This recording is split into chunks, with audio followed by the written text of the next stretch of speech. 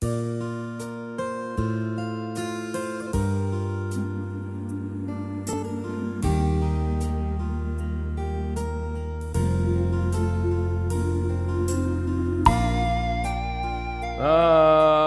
位大家好，阿弥陀佛。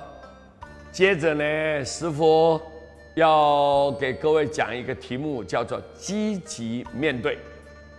积极面对。有一位年轻人呢，他到了一间大公司，他去应征工作。虽然呢，录取的人数只有1位，然而报名的人呢，却非常之多。在经过多层的这种考试跟筛选以后啊，终于接到了面试的通知单。面试那一天呢，当他欢喜很从容的走进这个面试办公室的时候啊，却不慎摔了一跤，并将手中的资料洒满了这在地上。年轻人呢，他没有显露任何的气馁或者慌张，一如之前他的那种从容的将资料捡了起来，他并微笑的走到位置上面坐下。面试的长官一见他坐下，马上他不留情面劈头他就问了：你觉得摔跤这件事情会影响你面试的结果吗？这样就问他。年轻人认真的回答说：人生当中本来就有许多意外的，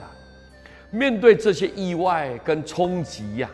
当下只要以一种积极而正面的态度去面对，并且尽力了，那么结果就不是很重要了。不久以后，这年轻人就收到通知单了。通知单的评语呢，那个评语就说：恭喜你一跤摔进了本公司你一跤摔进了本公司。那么我们知道有一句话说，危机就是转机嘛，危机就是转机。有人因为这一跤摔出了这个挫折、打击或者灰心丧志，或许有人摔出那种镇定、实力、自信、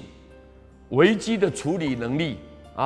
你看，年轻人没有因为这一跤而垂头丧气，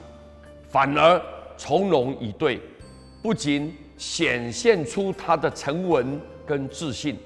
也让面试的长官赏识到他危机处理的能力，